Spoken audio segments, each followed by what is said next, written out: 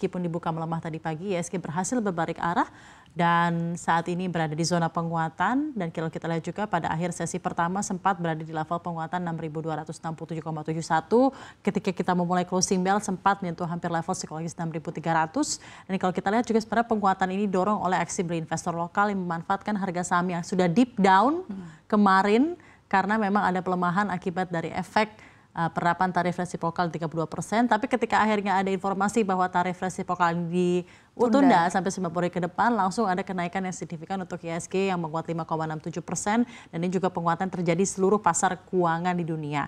Ketegangan perdagangan antara Amerika Serikat secara akumulatif juga sebenarnya masih semakin memanas setelah Presiden Amerika Serikat Donald Trump mengumumkan kenaikan tarif Indonesia terhadap impor terhadap China di 125%, naiknya dari 20, 80, 104, 125%. Jadi memang sebenarnya masih ada gitu banyak ketidakpastian, dan kalau kita lihat kalau misalnya IHSG hari ini tutup di zona penguatan, itu lebih kepada technical analysis rebound ataupun memang appetite dari investor yang melihat memang sebenarnya secara fundamental hopefully pasar keuangan emiten kita baik-baik saja dan masih didukung oleh sentimen buyback yang kita lihat. Mungkin ada beberapa emiten-emiten yang sudah memiliki harga yang cukup murah. Begitu ya, betul sekali. Dan memang kalau kita lihat kecenderungan seperti yang sudah kita bahas di opening program closing bell tadi, meskipun memang Trump ini menunjukkan sikap yang keras begitu ya, seperti yang Safrina sebutkan, tarifnya ini dinaikkan berkali-kali begitu, di mana ia juga menyatakan sebenarnya ada potensi keterbukaan untuk berdialog bersama dengan Presiden China Xi Jinping, di mana juru bicara Gedung Putih yaitu Caroline Leavitt menyatakan bahwa sebenarnya Trump ini terbuka untuk bernegosiasi dengan China meskipun memang masih belum ada nih indikasi bahwa China pun siap untuk memulai pembicaraan atau membuka diri begitu. Sikap Trump yang tampaknya memang berubah-ubah ini akhirnya menimbulkan pertanyaan di kalangan investor dan juga analis dan juga ekonom, di mana beberapa pihak sebenarnya menilai bahwa langkah Trump ini bertujuan untuk memberikan tekanan maksimal kepada China sambil tetap membuka pintu untuk negosiasi. Jadi sebenarnya ini agak kontradiktif begitu ya Safrina, di mana strategi ini dikenal sebagai maximum pressure terhadap sejumlah negara dan utamanya adalah terhadap China. Namun pendekatan ini juga menimbulkan ketidakpastian di pasar global, di mana misalnya IHSG hari ini juga terlihat begitu ya, tekanannya luar biasa dan bahkan di sesi 1 tadi sempat terkoreksi meskipun pada saat ini berada di zona apresiasi, namun nampaknya memang eskalasi perang dagang ini masih diperhatikan oleh investor, di mana investor masih cenderung mengambil sikap wait and see untuk menunggu kejelasan arah kebijakan perdagangan antara kedua negara dengan ekonomi terbesar. Nah, kebijakan Trump ini memang bisa dikatakan tidak konsisten, juga mempengaruhi nilai tukar rupiah dan juga harga emas. Yang kita tahu begitu, harga emas juga pada hari ini mencapai atau mencetak rekor terbaru. Ketidakpastian global mendorong investor akhirnya kembali untuk mencapai atau mencari aset safe haven seperti emas, yang akhirnya menyebabkan harga emas itu naik signifikan. Dan sementara kalau rupiah sendiri kita lihat mengalami tekanan akibat potensi outflow modal asing dari pasar domestik. Nah, di sisi lain China sendiri menunjukkan sikap tegas terhadap kebijakan Amerika Serikat, di mana Kementerian Perdagangan China menyatakan bahwa dialog dengan Amerika Serikat ini harus didasarkan pada saling menghormati dan kesetaraan, mengingat memang pernyataan-pernyataan Trump ini kan cukup kontroversial begitu, serta jadi memang dari komunikasi China, dua arah ya, jangan pasif agresif. Jangan gitu pasif agresif, betul, harus fair begitu ya, di mana sikap dua-duanya sebenarnya keras begitu, baik dari China dan juga Amerika Serikat ini dua-duanya keras, tapi yang menjadi collateral damage adalah negara-negara sekitarnya begitu, meningkatkan perlambatan ekonomi global. Kemudian analis juga memperkirakan bahwa pertumbuhan ekonomi Tiongkok juga dapat terpangkas hingga 2,5% akibat tarif tinggi dari Amerika Serikat itu sendiri. Dampak ini tentu akan berimbas pada negara-negara mitra dagang, salah satunya adalah Indonesia. Karena sebenarnya kalau kita pantau ya, jika tarif ini semakin tinggi dan tinggi dari Amerika Serikat dan juga China, yang paling dirugikan sebenarnya adalah masyarakat dari Amerika Serikat sendiri yang harusnya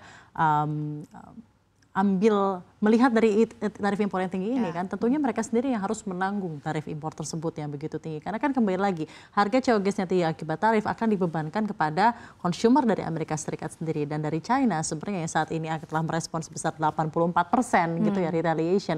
Sebenarnya saat ini juga masih menanti-nanti respon apa selanjutnya yang akan dikerahkan dengan ada penerapan tarif 145% dari Amerika Serikat. Sampai saat ini masih di 84, apakah justru ini waktu yang tepat untuk melebarkan pangsa pasar ekspor mereka gitu ya. Karena sampai saat ini masih no response dari Betul. Presiden Xi Jinping. Bahkan hanya disampaikan di juru bicara saja dan juga dari kalau tidak salah Menteri Perdagangannya saja. Berarti dari Xi Jinping sendiri belum melakukan respon tersendiri atas apa yang dikerahkan oleh Trump mengenai tarif-tarif ini. Tapi dalam perdagangan internasional semuanya saling membutuhkan. Yes. Ya, jadi kalau misalnya tarif itu semakin tinggi dikerahkan hanya pada 2 ekonomi terbesar di dunia saja, nanti semua akan berimbas gitu ya. Jadi memang sebenarnya kita berharap dari 90 hari temporary ini menunggu penerapan tarif resiprokal yang terjadi di seluruh negara di dunia, kita harapkan ada negosiasi yang baik dan kita harapkan ya tentunya ada negosiasi yang akhirnya berujung pada tarif yang mungkin lebih rendah ataupun bentuk-bentuk strategi perdagangan yang lebih mumpuni, kesepakatan yang ada yang lebih mumpuni agar terjadi